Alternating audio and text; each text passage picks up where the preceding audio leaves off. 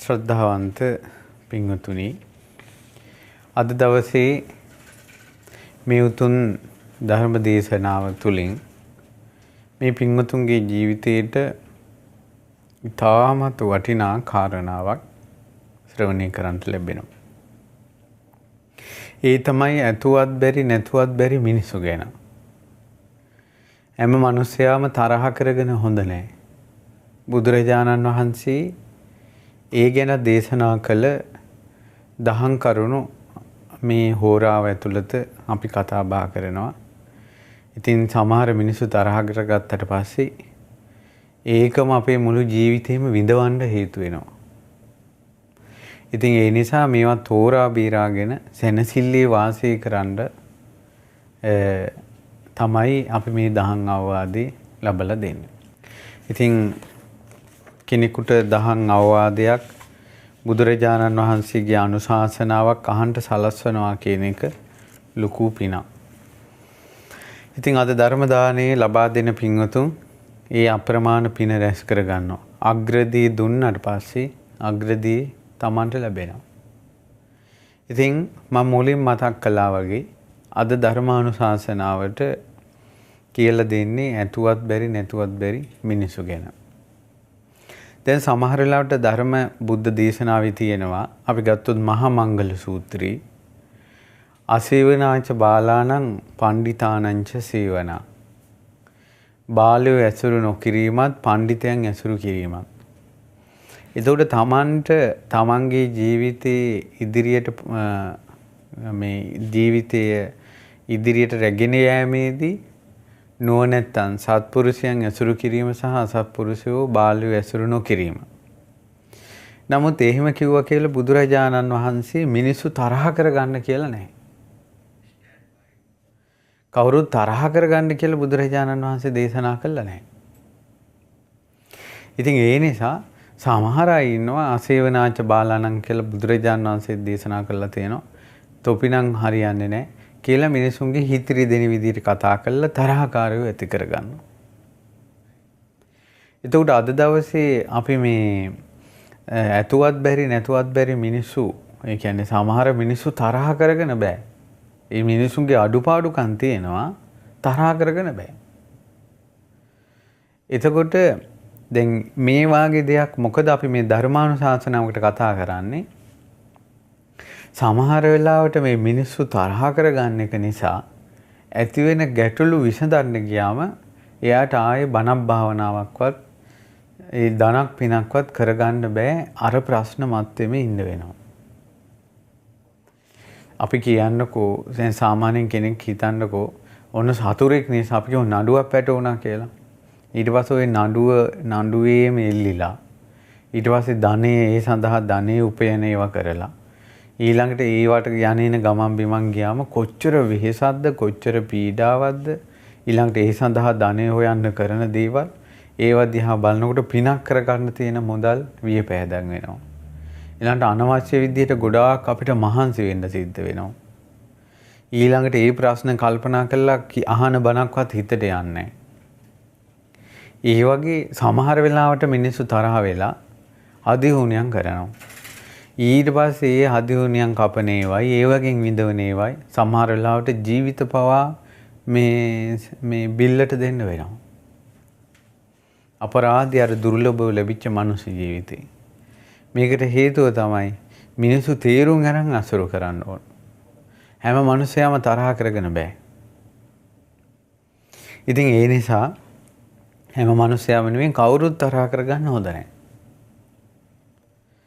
ඒකට බුදුරජාණන් වහන්සේගේ අනුශාසනාවෙන් අපි ඔබට දහම් කාරණාවක් කියලා දෙන්නම්. මම කල්පනා කළා මේකට උපමාවක් ගන්න ඕන, නිදර්ශනයක් ගන්න ඕන කියලා ජාතක කතා පොතෙන්. ජාතක කතා පොතේ තියෙනවා වියග්ග කියලා ජාතකයක්. මේ ජාතක කතාවේ තියෙන්නේ මෙන්න මෙහෙමයි.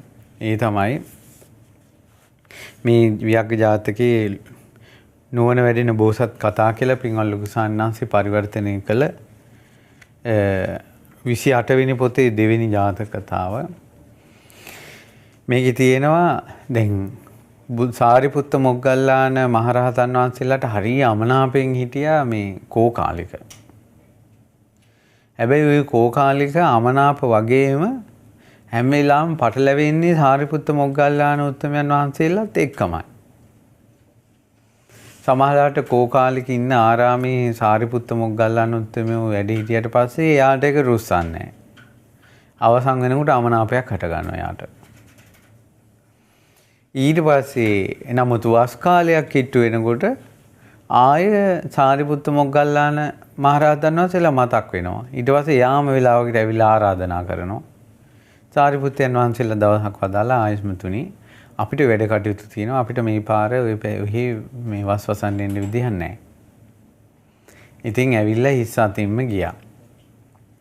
සංඝයා කතා වුණා පින්වත් මේ ආයස්මතුනි මේ කෝකාලිකට සාරිපුත්ත මොග්ගල්ලාන වහන්සේලා ඇතුවත් බෑ නැතුවත් බෑ. ඒ මැත්තේම මේ කැරකෙවි ඉන්නවා. ඉතින් ඊට පස්සේ එක ළඟ ඉන්නකොට රුස්සන්නේත් නැහැ. ඉතින් මේ කතාවෙන් අතරේ බුදුරජාණන් වහන්සේ වැඩම කළා. ඉතින් බුදුරජාණන් වහන්සේ ඒ මොහොතේ මේ වියග්ග කියන ජාතකයේ වදාලා. බුදුරජාණන් වහන්සේ වදාලා පින්වත් මහණෙනි අතීතයේ එක්තරා වනයේක කොටියෙකුයි නැත්නම් අපි ව්‍යාග්‍රේ ඒ වගේම සිංහෙක් වාසය කළා. ඒ සිංහයයි ව්‍යාග්‍රයයි මේ වනේ වාසය කරනකොට දඩයන් කරනවා. දඩයන් කරලා ඒ සතු ඒ මාංශ කාලා ඒ තැන් වල ඒ සතුන්ගේ මලකුණු දාලා යනවා. එහෙම මලකුණු දාලා ගියාට පස්සේ ඔය කුණු වෙනකොට මුළු වනයේම ගන්ධ අසාරයි. හැබැයි මේ ව්‍යාග්‍රයයි සිංහයයි මේ කැලේ ඉන්න නිසා මනුස්ස පුලුටක් මේ කැලේට කිට්ටු වෙන්නේ නැහැ. දඩයන්කාරයෙක්වත් කැලේට එන්නේ නැහැ. එච්චර බයයි. ඈත ජනපදයේට පේනවා උස් ගල්තලාවේ සිංහයා විජම්බණය කරනවා. වෙලාවකට ව්‍යාග්‍රයා පේනවා. මිනිස්සු ඈත ඉඳලම දැකලා බය වෙනවා. ඊට පස්සේ ඔහොම ඉන්නකොට මේ කැලේ හිටපු එක්තරා රුක් දෙවියෙකුට මේ සිංහයයි ව්‍යාග්‍රයයි ගැන අමනාපයක් හටගත්තා. ඒකට හේතුව තමයි මොන් තැන් වල සත්තු කාලා සත්තුන්ගේ මලකුණු දානවා. දැම්මට පස්සේ ඒවා කුණු වෙලා කැලේම ගන්ධ අසාරයි. ඉතින් අපේ විමානව අවට ගන්ධ අසාරය ඇති කරනවා මේ කැලේ මලකුණු වලින් කිලිටි කරනවා කියලා අර දෙවියා අමනාපයක් හටගත්තා සිංහයයි ව්‍යාග්‍රයයි ගැන. දැන් බලන්න පින්වතුනි සතා සිව්පාවට සමහර දෙවිවරුන්ට අමනාපය හට ගන්නවා. ඉතින් කැලෑවල යම් අකට යුතුයකම් කරන මිනිස්සු ගැන දෙවියන්ට අමනාප හටගන්න එක ගැන කවර කතාවද? ඊට පස්සේ ඒ කැලේ ඉන්නවා මහා වනස්පති වෘක්ෂයක දෙවි කෙනෙක්. ඒ දෙවියාට අර රුක් දෙවියා පැමිණිලි කළා. මේ පින්වත් දෙවිය මේ ව්‍යාග්‍රයයි කොටියයි මේ සිංහයයි හරියන්නේ නැහැ මේ කැලේට. මුන් නිසා ගන්ධස්සාරි හැමතැනම පැතිරෙනවා. ඊට පස්සේ වනස්පති දෙවියා කිව්වා ඕවා ගැන හිතන්න එපා. ওই විදිහට නම් හිතන්න එපා. ওই ව්‍යාග්‍රයයි සිංහයයි ගැන අමනාපයක් හට ගන්නත් එපා. මොකද මේ ගස් කොළන් ටික බීරිලා තියෙන්නේ මේ කැලේ බීරිලා තියෙන්නේ ওই කොටියයි සිංහයයි නිසා. මොකද හේතුව මිනිස්සු එන්නේ නැහැ. නැත්තම් මිනිස්සු කැලේ කපන්න ගන්නවා. ඒ නිසා මේ පොඩ්ඩක් ওই ගඳ ඇති වුණා කියලා ඕවා ඉච්චර හිතන්න එපා කිව්වා. අපිට අවසානයේ මේ අයගෙන් වෙන යහපතයි අයහපතයි දෙක කල්පනා කරලා බලලා මෙයාගෙන් වෙන අපිට තියෙන රැකවරණේ වැඩි කිව්වා. අර දෙවියා ඉතින් අහගෙන හිටියා. ඔක හිතට ගියේ නැහැ. ඒ දෙවියා මලකුණු ගන්ධාසාරයක් එනකොටම තරහ යන්නේ අර සිංහයයි කොටියයි ගැන. ඊට පස්සේ දවසක් මේ බය හිතෙන අරමුණක් මවලා තැති ගන්නවල සිංහයයි ව්‍යාග්‍රයයි පළවා හැරියා ඈතකට අර මේ අර එක රුක්ෂයක හිටපු මේ දෙවියා. ඊට පස්සේ ඔන්න දැන් කිසි කරදරයක් නැහැ. දැන් මලකුණු ගඳක් නැහැ මොකුත් නැහැ. දැන් අර ගමේ මිනිස්සු ඈත ඉඳලා දකින්නවනේ ගල්තලාව විජම්බනය කරන සිංහයා කොටියා. දැන් මිනිස්සුන්ට කාලෙක ඉඳලා පේන්නේ නැහැ. ඒතර මිනිස්සු කාට කතාවෙන් ගියා අර සිංහේ කුටියයි නෑනේ. ඊට පස්සේ එක්තරා වීරියවන්ත පුරුෂයෙක් ආරක්ෂාකාරීව හිමීට විපරම් කළා කැලේ පොඩ ඇතුළට ගිහිලා. කලින් වාගේ මලකුණු ගඳ ඉන්නේ. සත්තු කාපු ගතිය නෑ. කොටි අඩි සිංහාඩි නෑ. ඊට පස්සේ කැලේ එහෙම ඇවිද්දා මොකවත් නෑ. ගමට ඇවිල්ලා කිව්වා ඕන බලාපල්ලා සිංහේ කොටියයි නෑ. අපිට යාන්තම් දැන් හේනක් කොටාගෙන වගා දිගා කරගෙන බය නැතුන් ඉන්න පුළුවන් දඩේම යන්නත් පුළුවන්. කියලා ටික මිනිස්සු කැලේට එන්න ගත්තා. එන්නේ නැත්නම් පිරිසක් එහින් කැලේ කපාගෙන හේන් කොටන්න ගත්තා. කට්ටියක් දඩේම යන්න ගත්තා. කට්ටියක් මේ සුරාව පිරන්න ගත්තා. මෙහෙම ටික වෙලා අරින් සමහර අය විශාල ගස් කපාගෙන ඉරන්න ගත්තා. ඊට පස්සේ බඩු මුට්ටු හදන්න ගත්තා. ඒ වගේ කැලේ කපාගෙන එනවා. එනකොට අර මේ රුක් දෙවියා බය වෙලා අර වනස්පති දෙවියා ළඟට ගියා. ගිහිල්ලා කිව්වා අනේ හරි වැඩි මේ මිනිස්සු දැන් මේ ගස් කොළන් කපාගෙන කැලේ ඇතුළට එනවනේ කියලා. ඒ රුක්ක ධර්මයේ තමයි දැන් ගස් වලින් අවශ්‍යතාවය තියෙන කෙනාට ඒ ගහ කපාගෙන යනකොට ඒ රුක් දෙවියට කරගන්න දෙයක් නැහැ එතන. ඔය සමහර ඔය දෙවියන් අතරත් තියෙනවනේ සුර සහ නොයෙක් හේතු ස්වභාව. ඒ නිසා තමයි සමහර අය සමහර ගස් කැපුවට පස්සේ කපපු අයට හානි සිද්ධ වෙනවා. සමහර අයට එහෙම ගාණක් නැහැ. නමුත් ඒ ගස් කොළන් කැපීමේදී ඒ දෙවියන්ට ගස් කොළන් තමන්ගේ විමන් අහිමි වෙලා යනවා. ඊට පස්සේ අර දෙවියා ගිහිල්ලා වනස්පති දෙවියන්ට කියනකොට වනස්පති දෙවියන් කිව්වා ඒකනේ මං කිව්වේ මුලින්ම. මහා නස්පතියක් වෙනවා ඔය කොටියයි සිංහයා එලවන්න එපා කියලා. මෙච්චර කාලයක් මේ වනයේට ආරක්ෂාව තිබ්බේ කොටියාගෙනුයි සිංහයාගෙනුයි. උඹ ඒ කොටියයි සිංහයයි පළව හැරියා. දැන් අර මිනිස්සු හේන් කොටාගෙන එනවා. දැන් ඉතින් එකක් කාරණා දෙකක් තියෙනවා. එකක් ඒ සිංහයයි කොටියයි ආපහු ගෙන්නගෙන එන්න ඕන. එහෙම නැත්නම් අපි සියලු දෙනා අපේ විනාශය කැමැත්තෙන් ඉන්න ඕන කිව්වා. අනේ එහෙමනම් එපා මං ගිහිල්ලා ගෙන්නගෙන එන්නම් කියලා අර දෙවියා ගිහිල්ලා ඈත කැලේ හිටපු සිංහයයි කොටියයි ඉදිරියේ පෙනී ඉඳලා කිව්වා. අනේ අර කැලේට යන්න ගිහිල්ලා නාද කරන්න. ඒ කැලේ තියෙන පාළුව නැති කරලා දාන්න කියලා ඉල්ලා හිටියා. ඊට පස්සේ අර සිංහයයි කොටියයි කියා හිටියා. අපි මහා බයටපත් වුණා ওই වනයේදී. ආයෙ පැත්ත පළාතේ අපි එන්නේ ඵලයන් යන්න කියලා පන්න ගත්තා. ඉතින් අර දෙවියා හිස්සතින් ආපහු ආවා. ඉතින් කෙටි කාලයක් යනකොට අර කැලේ සියලු ගස් කැපුවා මිනිස්සු. වනස්පති ගහත් කැපුවා, පොඩි ගසුත් කැපුවා. සියලු දෙවියන්ට උන් හිටිතැන් නැති වුණා. දැක්කද අර කොටිය එලවගත්ත නිසා වෙච්ච දේ. බුදුරජාණන් වහන්සේ වදාළේ ඒ කාලේ වනස්පති දෙවියා වෙලා හිටියේ මහ බෝධිසත්වයෝ. ව්‍යාග්‍රයයි සිංහේ වෙලා හිටියේ සාරිපුත්ත මොග්ගල්ලාන දෙදෙනා. අර මෝඩ දෙවියා වෙලා හිටියේ කෝ කාලෙක. ඒ කාලෙත් ඔය දෙන්න පෙන්නන්න බෑ. පස්සේ ගෙන්නගෙන එන්න ගියාට හරියන්නේ නැහැ. ඒ වගේ දැන් බලන්න ඒ අස්ථානයේ කෙනෙක් අමනාප කර ගැනීම ඒ විපාකේ බෝධිසත්වයන්ගේ ගහටත් ආවනේ. ඒ වගේ අස්ථානයේ මිනිස්සෙක් අමනාප කර ගැනීම එක්කෙනෙක් මේ අමනාප කරගන්නේ පරම්පරාවකට විඳවන්න වෙනවා. දැන් ඔය හදිනුනියන් කරන ඒවා භූමි පාලු කරන ඒවා, පවුලේ අයට මිනිසුන්ට පිස්සු හැදෙන්න එක දේවල් වෙනවා. ඒ වගේම මේ එක්කෙනෙක්ගේ දෙන්නෙක්ගේ ඇති වෙන බහිම්බස් වීමක් පොඩි අමනාපකමකට තමයි අර වැඩේ කරන්නේ. නමුත් උපනූපන් අහිංසක දරුවෝ පවා අරවට ගොදුරු වෙනවා.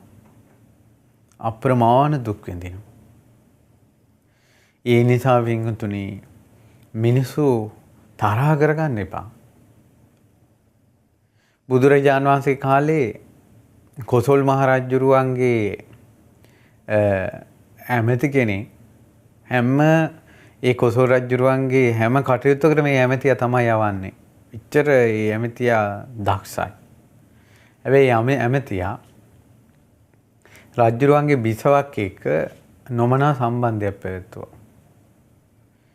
රජතුමාට මේක ආරංචි වුණා.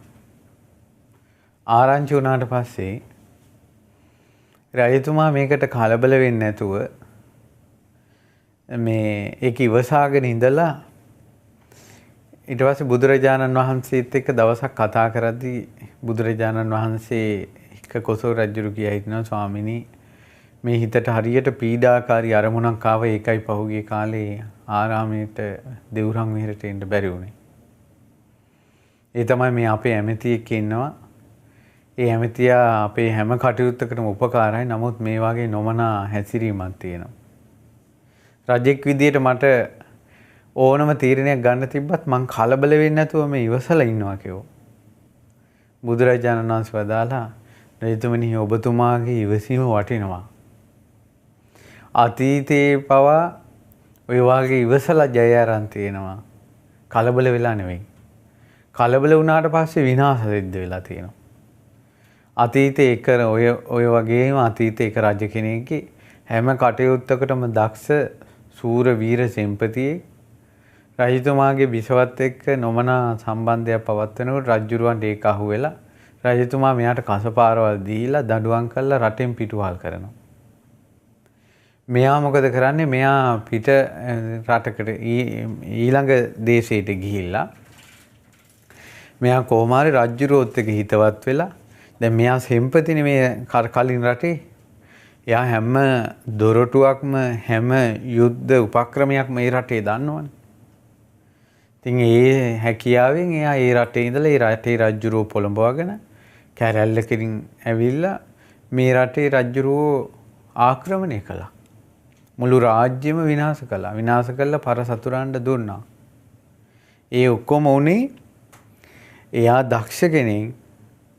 නමුත් පුංචි කටයුත්තකට රජතුමා කියන්නේ යම් දෙයකට රජතුමා සනිකව ගත්ත තීරණේ නිසා තමන්ගේ රාජ්‍යයත් තමන්ට අහිමි වුණා.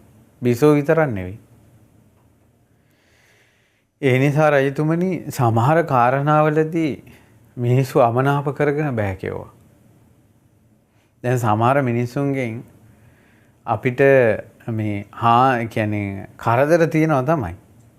නමුත් කරදරයක් තිබ්බට ඒ කෙනාගෙන් අපිට තියෙන යහපත වැඩි නම් අපිට අර කරදරය ඉවසන්න වෙනවා අර යහපත ගැන හිතලා. දැන් හිතන්නකෝ දැන් සාමාන්‍යයෙන් අපි කියමුකෝ ගෙදර මිනිහෙක් බොනවා කියලා. ඒතර බිරිඳ ඔය මත්තේම මිනිහයත් එක්ක ඉල්ලිලා ඉන්න ගියට පස්සේ උඹ බොනවා කියලා වද දිදී. අර මිනිහයාට ඒක කංකරච්චරයක් වෙලා සමහර මිනිස්සු දීගේ කඩා ගන්නවා. ඊළඟට සමහර මිනිස්සු වෙන සම්බන්ධතා පවත්වනවා. ඇයි අර ගෙදර මිනිහයාගෙන් ආදරයක් නැහැ. ඊළඟ ගෙදර මිනිහයාගෙන් හැම වෙලාවෙම මේ සැනසිලි වදනක්වත් නැහැ කියලා. ඒ නිසා අර ඒ වගේ තැන්වලදී තීරණ ගන්නකොට අපි ගොඩාක් දේවල් හිතන්න සිද්ධ වෙනවා.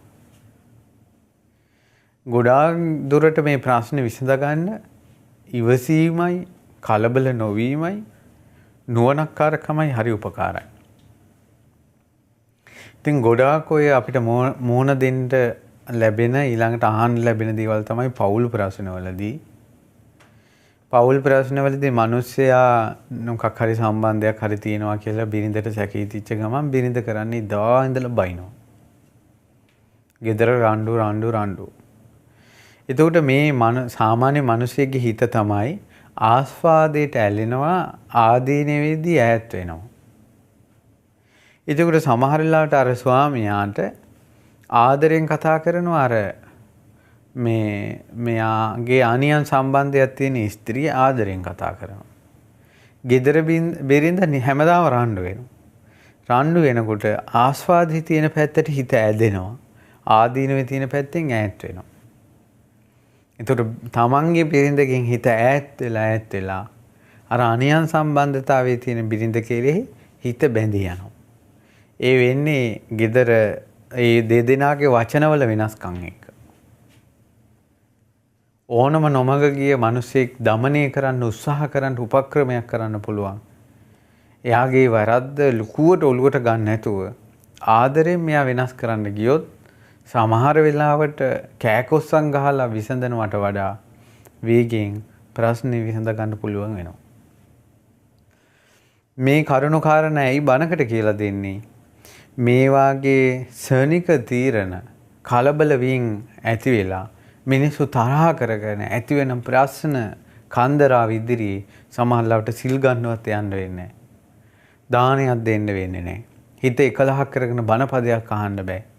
සමහරට දම්පැන් දීලා විහෙර විහාර වලට උදව් කරන්න තියෙන මිල මුදල් සමහරවිට නඩු හබවලට එහෙම නැත්නම් දෙහි පුහුල් කැපීම් වලට ඒවට වියදම් කරලා අවසානයේ මුළු පවුලම නැත්තටම නැති වෙලා යනවා. මේ පොඩි ප්‍රශ්නයන් නිසා. ඉතින් ඒ නිසා මිනිස්සු තරහ කරගන්න එපා කියන කාරණාව තමයි තියෙන්නේ. ඉතින් බුදුරජාණන් වහන්සේගේ කාලේ අනේපිඬු සිටුතුමා ගෙදර හිටියා 16. ඒ 16ගේ නම කාලකන්ණි කියලා මේ කිසි ලස්සනක් නැති මිනිසෙක්. ඉතින් අනේපිඬු සිටුතුමා කොහේ හරි ගමනක් යද්දී ඈත් එක තමයි නිතර කතා කරන්නේ. කෑම බීම කද්දිමුත් කෝ කියලා හොයලා බලනවා ආරයා. ඉතින් මෙයාට අනේපිඬු සිටුතුමාගේ යාළුවෝ උපදෙස් දුන්නා. ඔය 16ක් එක්ක ගනුදෙනු කරන්න එපා. අනිතක සභාවකට ගෙන්නගෙන පුළුවන් මිනිස්සෙක්ද? මේ 16ත් එක්ක මුහු වෙලා වාසය කරන්න එපා සිටුතුමනි. ඔය ඇසුර ඉච්චර හරියන්නේ නැහැ කියලා දැන් සිටුතුමාට යාළුවෝ උපදෙස් දුන්නා. සිටුතුමා ඒක ගණන් ගත්තේ නැහැ. දවසක් සිටුතුමාට ඈත ජනපදයක උත්සවයක් තිබ්බා. බිසෝ සිටුතුමාගේ බිසව දරුවන් සහිත සිටුමාලිගාවේ සියලු දෙනා ඒ උත්සවයට ගියා. සේවකයෝ පිරිසකුත් කාලකන්ණිත් විතරයි සිටුමැදුරේ නැවතුනේ. ඉතින් එදා සේවකයෝ වැඩ කටයුතු කරලා මොකටද කාලකන්ණි කියන 16 කල්පනාවෙන් හිටියා. ඇහැරලා හිටියා. දැන් අද සිටුතුමත් නැහැ. ගෙදර අපි පරිස්සමින් ඉන්න ඕන.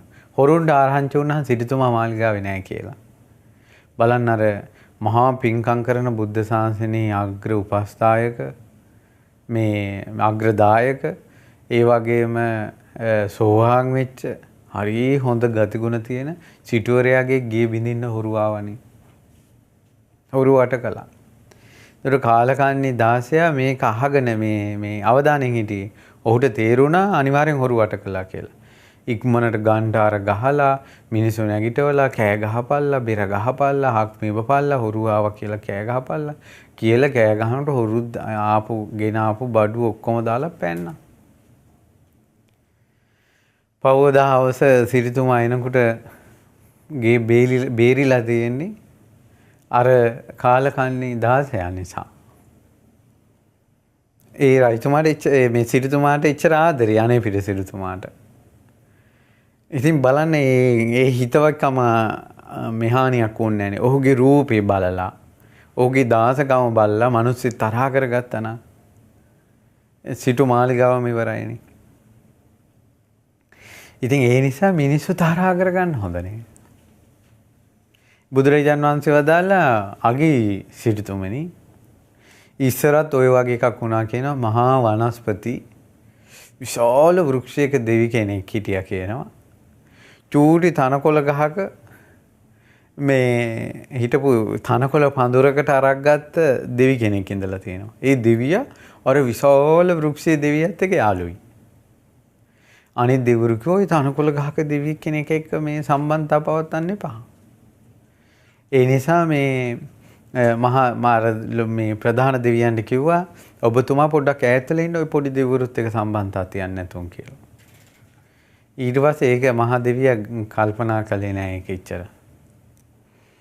ඉතින් කොහොමාරි කාලයක් වෙලා රජතුමාට එක්ටයිම් ගියක් හදන්න ඕන වෙලා තනි කණුවක ඒකට තෝරාගත්තේ අර කැලේ තිබ්බ මහා වනස්පති අර මඟුල් උයනේ තිබ්බ වනස්පති වෘක්ෂය. විශාල වෘක්ෂය තනි කෙලින් උඩට තියෙනවා. ඊට පස්සේ වඩුව කිව්වා ඒක තමයි හොඳම ගහ. ඔන්න දැන් ඇවිල්ලා අර ගහට තට්ටු කරලා හිට අපි මේ ගහ කපන්න එනවා කියලා තට්ටු කරලා දැන් වඩුව ටික ගියා. අර දෙවියා අඬුවා සෝග කළා. අනිත් දිවුරුන්ට කරගන්න දෙයක් නැහැ. ඊට පස්සේ අර තනකොළ පඳුරේ හිටපු ඊතන පඳුරේ හිටපු දෙවියා ඇවිල්ලා ඇහුවා ශෝක කරන්නේ ඇයි? මම ඉදින් බය වෙන්න එපා මං කොහොම හරි මේ ගහ රැකලා දෙනවා. කියලා දැන් ඔන්න පහෝදා අර වඩුව ටිකයි ඔක්කොම අර ගහ කපන්න ආපු වෙලාවේ අර තනකොළ ගහේ හිටපු දෙවියා කටුස්සෙක් විදියට වෙස් මාරු කරගෙන අර ප්‍රධාන වඩුවා මේ හිටපු මේ ඒ වඩුවට පේන විදියට ගහේ මුලකින් මෙහෙම ගියා දැන් ලොකු කටුස්සා. ගිහිල්ලා පොඩ්ඩක් අර මේ මුලක් ඇඹරිලා තියෙන තැනකින් ඇතුළට ගියා. ඊට පස්සේ දැන් වඩු බාසුන්නේ බලනවා කො මෙයා කියලා. ටිකක් ගහ උඩ බලනකොට අර උඩ ගහේ උඩ ඉන්නවා. ඒකට වඩු බාසුන්නට හිතුණා අනිවාර්යෙන් මේ ගහේ ඇතුලේ බෙනයක් තියෙනවා. ඒකයි දැන් මෙහින් කටුස්සා ගියා අතනින් මතුණ අනිවාර්යෙන් බෙනයක් තියෙනවා. කියලා හිතිලා ගිහිල්ලා මේ ගහට තට්ටු කළා. ගහට තට්ටු කරන තැන අර දෙවියා මේ බොල් කළා. බොල් කරනකොට බොබ් ගාන හඬ ආවා.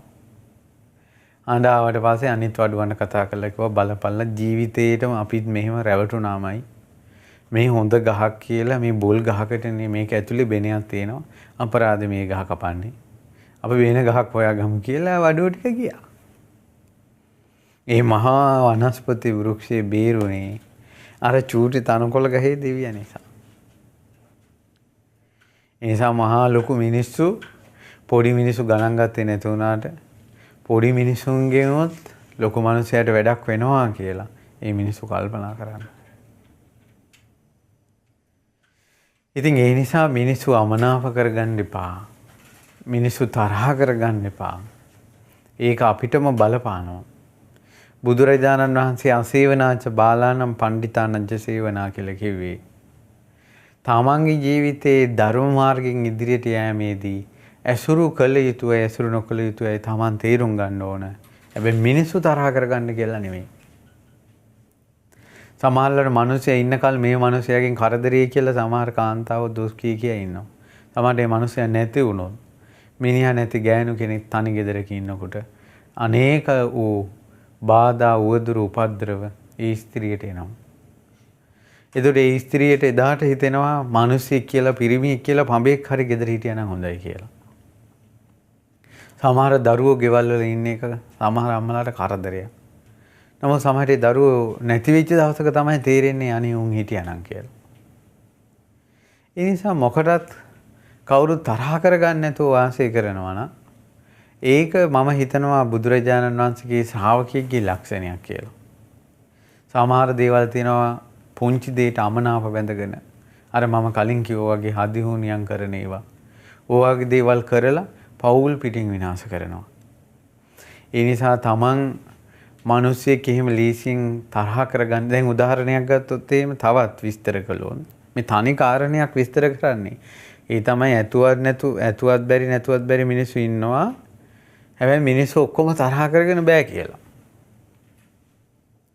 ඒකට හේතුව තමයි දැන් අපි සාමාන්‍ය මිනිසුන් හොඳම මිනිස්සු හොයන්න බෑනේ. සද්ධාවන්ත මිනිස්සු ඊළඟට අවංකව කැපවීමෙන් වැඩ කරන මිනිස්සු අපේ අතේ ඇඟිලි පහ පවා පස් විදිහන්නේ. එක අම්මගේ බඩවැල කඩාගෙන යන දරුවෝ 5 දෙනා පස් විදිහන්නේ. ඒ නිසා අපිට එක වාගේ මිනිස්සු හොයාගන්න බෑ.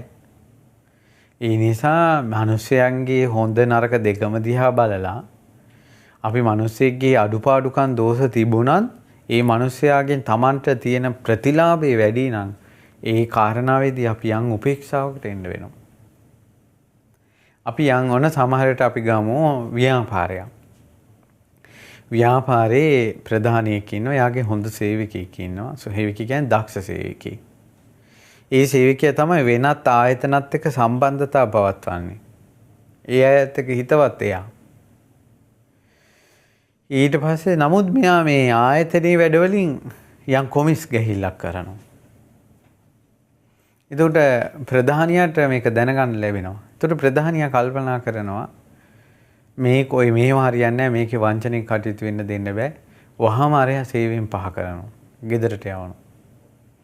අරයා මොකද කරන්නේ? සමහර අය ඉතුරු කරගත්ත ධනෙ අරයාගේ ව්‍යාපාරෙම පටන් ගන්නවා. මේ සමහර වෙලා තියෙන දේවල් මේ කියන්නේ.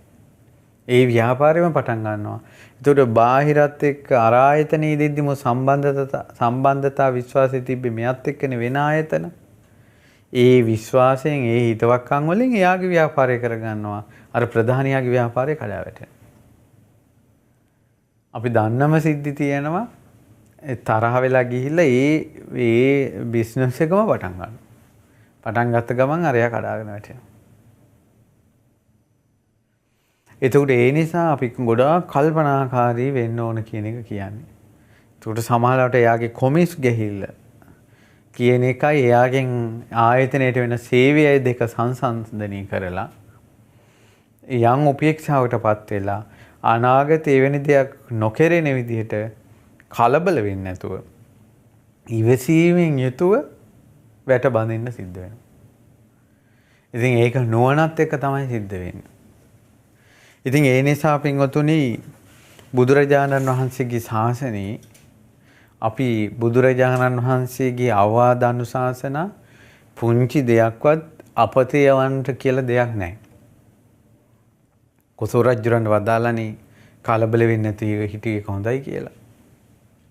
සමහර වෙලා තියෙනවා සමහර මිනිසුන්ට තමන්ගේ බිරිඳ වෙන මිනිහලත් එක්ක ඉන්නව අහුවෙලා තියෙනවා. ඒවට අවවාද කරලා ඉතින් මේ මිනිස්සු බුදුරජාණන් වහන්සේත් එක්ක ඇවිල්ලා කතා කරනවා. බුදුරජාණන් වහන්සේ දේශනා කරනවා කලබල නොවිච්ච එක හොඳයි. ස්ත්‍රීන්ගේ හැටි ඔහොම තමයි. ඉස්සරත් මෙහෙම වෙලා තියෙනවා කියලා අතීතයේ කලබල නොවි මේ ප්‍රශ්න විසඳගත්ත හැටි බුදුරජාණන් වහන්සේ දේශනා කරනවා. ඉතින් ඊට පස්සේ ආ හිත හදාගෙන යනවා. එතකොට නමුත් බිරිඳට ආරංචි වෙනවා භාග්‍යතුන් වහන්සේ සමග මේක කතා වුණා කියලා. එයා එතනින් පස්සේ ලැජ්ජාවට බයටපත් වෙලා ඒ ප්‍රශ්නේ එතනින් නතර වෙනවා. ගොඩාක් අයගේ ගෙවල් වල සිද්ධ වෙලා ඇති සමහර පොඩි ළමයිගේ තරුණ ළමයිගේ සමහර නොපනත්කම් ඒ තරුණ කාලේ තරුණ ළමයිගේ කරන වැරදි දෙමව්පියන්ට සමහර වෙලාවට අහු වෙනවා.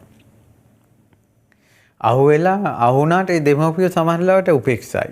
ගොඩක් දෙමව්පිය උපේක්ෂයි. ඒ උපේක්ෂාවෙන් ඉන්න නිසා ඒ ගෙදර අරුබුදයක් හටගන්නේ.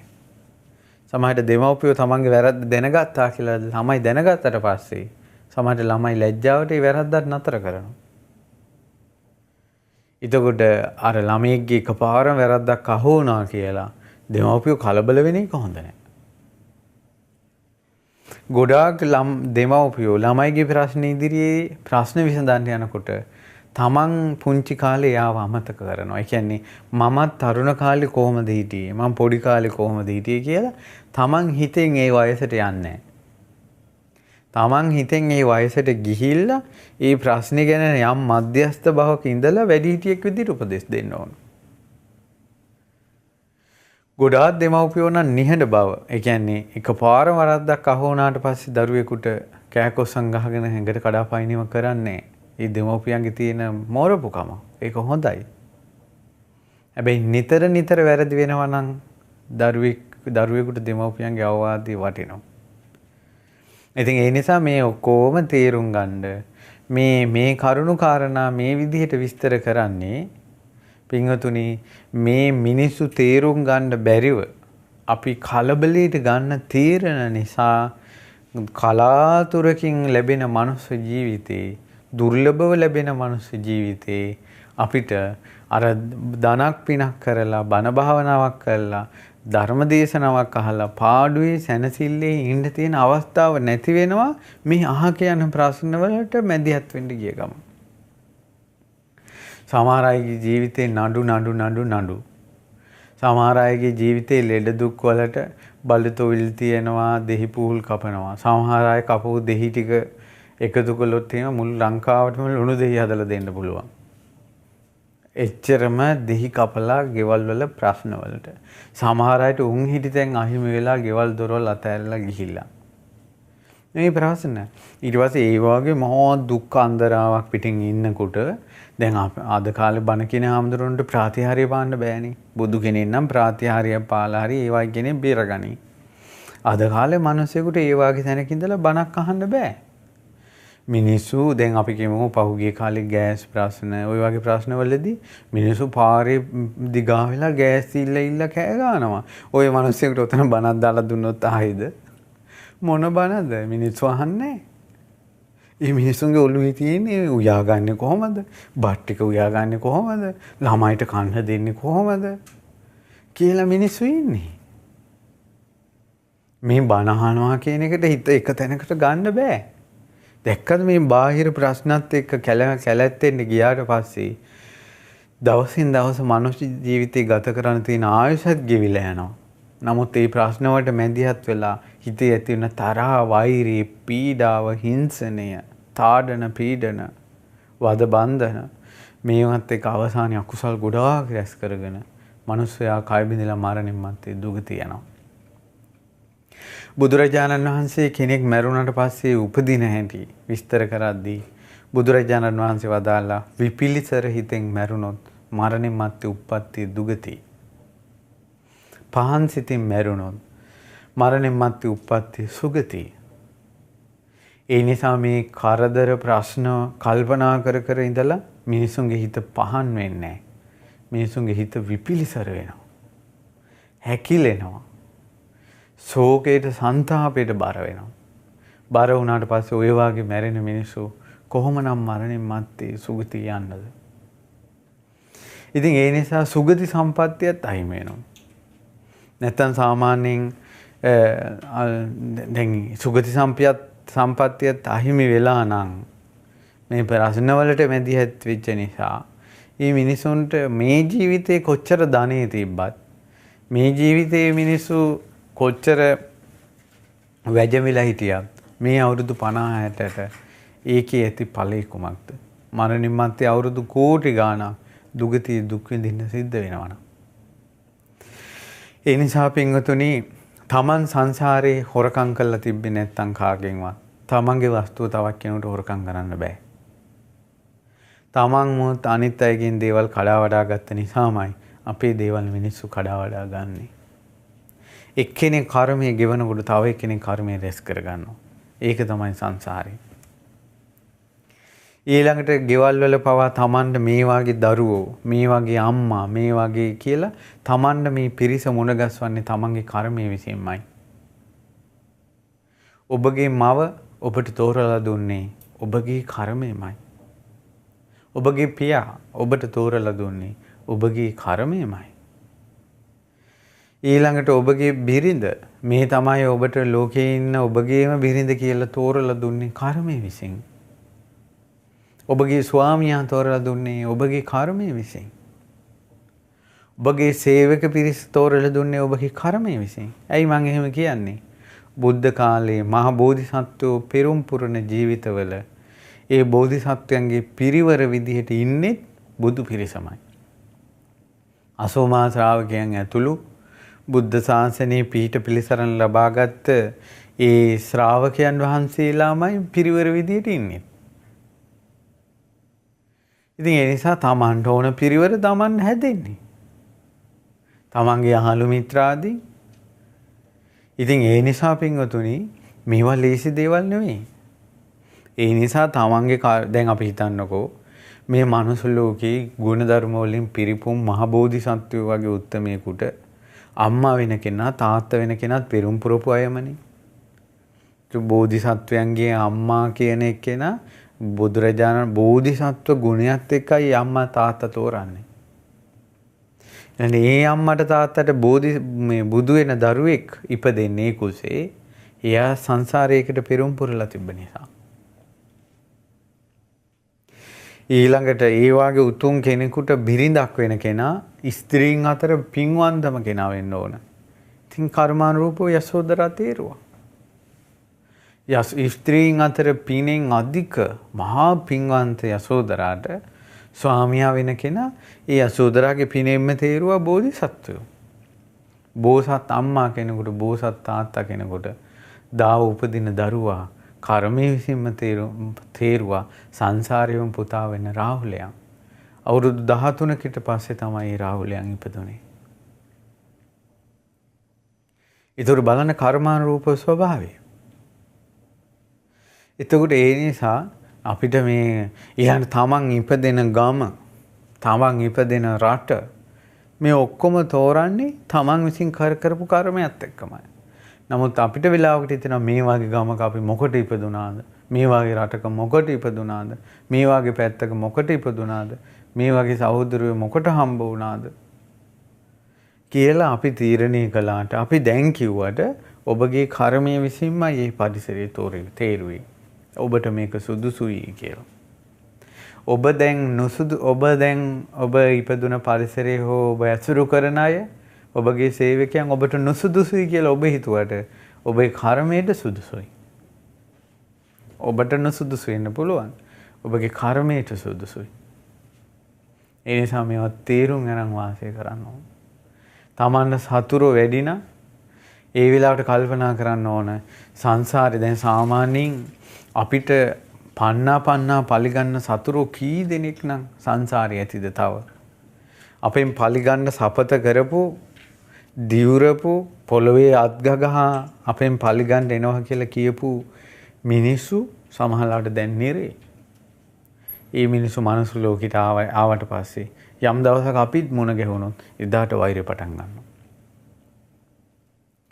සමහරවල් අපිත් එක්ක වෛර කරන්නට සපත කරපු අය දැන් තිරිසන් ලෝකේ. ඒ අය යම් දවසක මුණ ගැහුණොත් මනුස්ස ලෝකෙදී හෝ මිනිස්සෙක් වෙලා හරි එදාට වෛරය පටන් ගන්නවා. දැන් දේවදත්ත පවා හැම කෙනාටම වෛර නැහැ. බෝධිසත්වයන්ටම තමයි වෛර. ඒ නිසා දේවදත්ත රජ වෙලා ඉඳිද්දි අනිත් මිනිසුන්ට යහපත කරනවා. බෝධිසත්වය හම් වෙච්ච ගමන් තමයි කෝන්තරේ පටන් ගන්න.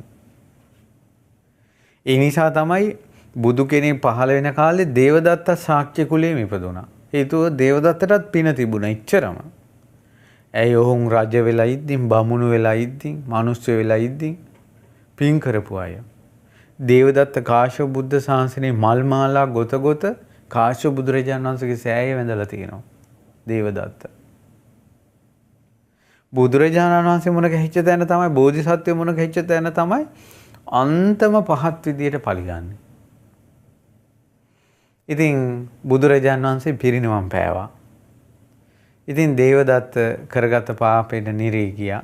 නිරේ ගිහිල්ලා මනුස්ස ලෝකේ ආයි ඉපදෙන කාලෙක ආයි වෛර කරන්න කෙනෙක් නැහැ. ඒ දේවදත්ත අනාගතේ සට්ටීසර නැත්නම් අට්ටීසර කියලා පස්සේ බුදු කෙනෙක් බවට පත් වෙනවා. ඇයි වෛර කරන්න කෙනෙක් නැහැ. ඒ නිසා ඔය ඔබ වටේ ඉන්න සතුරන්ටත් අනාගතයේ සැනසෙල්ලක් වෙන්න ඔබ මේකෙන් එතර වෙන්න. එතකොට ඔවුන්ට වෛර කරන්න කෙනෙක් නැති නිසා ඔවුමුත් නිදහස් වෙයි ඔබත් නිදහස් වෙයි. මොකද මේ වෛර කෝන්තරේ මනුස්ස ලෝකෙන් පහළ තියෙන එකක් නේ. දෙවියන් අතර වෛර කෝන්තර පිළිමසා ගැනීම. බ්‍රහ්මයන් අතර, සත්පුරුෂයන් අතර ඒව නැහැ. ඒ නිසා ඒ කර්මයකින් එක්කෙනෙක් හරි ගැලවෙන්න. සමහර මිනිස්සු ගෙවල් වල තියෙන ස්වාමියායි බිරිඳයි යකා යක්ෂණි වගේ. නමුත් පිටට හොඳයි. ඒ දෙන්නට දෙන්න තමයි මේ කර්මානුරූපව මේ වෛරය පටන් ගන්න. කෝන්තරේ පටන් ගන්න. නමුත් පිට මිනිස්සුන්ට හොඳයි. හැබැයි ওই දෙන්නගෙන් එක්කෙනෙක් හරි ඉවසලා පින් කරගෙන කුසල් කරගෙන එක්කෙනෙක් අනිත් එක්කෙනාගේ මට්ටමින් ගැලවිලා ගියොත් එහෙම අනිත් එක්කෙනාටත් යහපත. තමන්ටත් යහපත. ආයෙ මුණ ගැහින්නේ නැතිකොට ආයෙ ওই කෝන්තරේ පටන් ගන්නෑ. එකට කරපු කර්ම එකට විපාක දෙනවා. ඒකනේ අපි මතක් කළේ අම්මයි පුතයි එකතු වෙලා රාජ්‍ය දොරටු වහලා ඒ රටේ මිනිසුන්ට කන්න බොන්න දෙන්නේ නැතුව ආක්‍රමණය කරන ප්ලෑන් එකක් හැදුවා. ඒ විදිහට ඒක කළා. රට අල්ලගත්තා. ඒ අම්මා යම් සංසාරයක ඉපදෙනවද? ඒ අම්මගේම බඩේ අර දරුවා ඉපදෙනවද? ඉපදුන ගමන් දරුවා බිහි වෙන්නේ නැහැ. සුප්පාවාසා සීවිලි කුමාරයා. වෙන අම්මලාගේ බඩේ ඉඳින් දරුවා හිර වෙන්නේ නැහැ. සුප්පාවාසගේ බඩේ හිටියොත් විතරම සීවිලි කුමාරයා හිර වෙනවා. ඒ හේතුව ඒ අම්මයි පුතයි නේ එකට ඒ කර්මය කළේ. ඒ වගේ සමහර වෙලාවට අපිට අනන්ත දුක් කන්දරා විඳවන්න ඒ සැකසෙන්න අපිත් එක්ක ඒ පාප කරපු පිරිස එකතු වෙනකල් කර්මයේ බලාගෙන ඉන්නවා. සමහරට එකට පව් කරපු අය සමහරට දැන් එක්කෙනෙක් නිරේ. තව එක්කෙනෙක් තිරිසන් ලෝකේ. කට්ටිය විසිරිච්ච නිසා දැන් ඒ විපාකෙ එන්නේ. ඔය කට්ටියම එක තැනකට ආවොත් එහෙම විපාක දෙනවා. කොයිතරම් භයානක සංසාරයක්ද කියලා බලන්න. ඒ නිසා දුර්ලභවයි පින්වතුනි මනුස්ස ජීවිතයක් අපිට ලැබුණේ. මේ දුර්ලභ මනුස්ස ජීවිතයක් ලැබිච්ච වෙලාවේ සාධාරණ අසාධාරණකම් හොය හොයා ඉන්න එපා. මේ ජීවිතේ අරුබුදයක් නැතුව ජීවත් වෙන ක්‍රම උපායන් හොයන්න සංසාරයෙන් ගැලවෙන පැත්තක් හොයන්න. තිරිසන් ලෝකේ තිරිසන් සත්තු කිසිම වරදක් නොකොට ඒ සතා සිව්පාවා අපි කියමු කුකුල් කොටුවල කුකුලෝ ඝාතනය වෙන හැටි, ඌරුවෝ ඝාතනය වෙන හැටි, හරක් ඝාතනය වෙන හැටි, මාළුවෝ දැල් වලට අහු වෙලා ඝාතනය වෙන හැටි. ඔවුන් වෙනුවෙන් ඔවුන්ගේ අසාධාරණ කතා කරන්න කිසි කෙනෙක් නැහැ. නිරේ නිරිසතා විලාප තියෙනකොට කෑකොස්සන් ගහලා ඒ නිරිසතාගේ වචනේ කාරුණිකව හදවතට දැනෙන එක්කෙනෙක්වත් යම ලෝකේ නැහැ. ප්‍රේත ලෝකේ සාපිපාසාවෙන් බඩගින්නෙන් දුවනකොට කෑකොස්සන් ගහනකොට ඔවුන් දිහා හැරිලා බලන්න කෙනෙක් නැහැ. ඔවුන් වෙනුවෙන් සාධාරණේ කතා කරන්න කෙනෙක් නැහැ. සතර අපායේ මහගෙදර කරගෙන යන සත්වයා කලාතුරකින් චූටි මොහොතකට මනුස්ස ලෝකෙට ආපු වෙලාවේ චූටි මොහොතකට මනුස්ස ලෝකෙට ආපු වෙලාවේ දැන් හොයනවා සාධාරණේ. දැන් හොයනවා සාධාරණේ. දැන් තමන්ගේ සාධාරණේ තමන්ගේ අසාධාරණේ ලෝකෙට කෑ ගහලා කියන්න හදනවා චූටි වෙලාවේ. ආය මේකෙන් වැටිලා නිරේට ගියොත් ඔවුන්ගේ විලාපේ කවුරුත් ගණන් ගන්නෑ. තිරිසන් සතාගේ විලාපේ කවුරුත් ගණන් ගන්නෑ. ප්‍රේතයාගේ විලාපේ කවුරුත් ගණන් ගන්නෑ. දීන කුලවල ඉපදුනොත් ඔවුන්ගේ විලාපේ කවුරුත් ගණන් ගන්නෑ. ඒ නිසා ගැලවෙන්න බුද්ධ ශාසනයක් හම්බ වෙච්ච වෙලාවේ චූටි අවස්ථාවක් හම්බ වෙච්ච වෙලාවේ දැන් මේකේ සාධාරණේ හොයන්න එපා. ඇයි අපිට මෙහෙම වෙන්නේ? ඇයි මට මෙහෙම කරන්නේ? ඇයි කියලා ප්‍රශ්න කර කර ඉන්න එපා. සියලු දුක්ඛන්දරා ඉවසාගෙන මේ හැම එකක්ම දාන්න සසර දුකට. මේ හැම එකටම දොස් කියන්න සසරේ යනවාට උඹට හොඳ පාඩම් කියලා. හොඳ පාඩම් සංසාරේ යනවාට හොඳ පාඩම් කියලා. තමන් රිද්දෙන වාරයක් පාසා සසරේ භයානකයි කියලා සසර භයානකයි කියලාම හිතන්න. මේකෙන් ගැලවෙන්න ඕන කියලාම හිතන්න. සා වැටෙන කඳුල පියදාගෙන බුදුරජාණන් වහන්සේ සිටින දිශාවට වඳින්න. බුදුරජාණන් වහන්සේ සරණ යන්න. ශ්‍රී සද්ධර්මයේ සරණ යන්න. ආර්ය මහා සංඝරත්නයේ සරණ යන්න. ශක්ති පමණින් පංචශීලයේ හරි රකින්න. ඊළඟට ලෝකෝත්තර සැපේ ලෝකෝත්තර ප්‍රතිපදාව පුරුදු කරගන්න අමාරුයි වගේ හිතුණා. මේ බණපද දවස ගානේ ශ්‍රවණය කරන්න.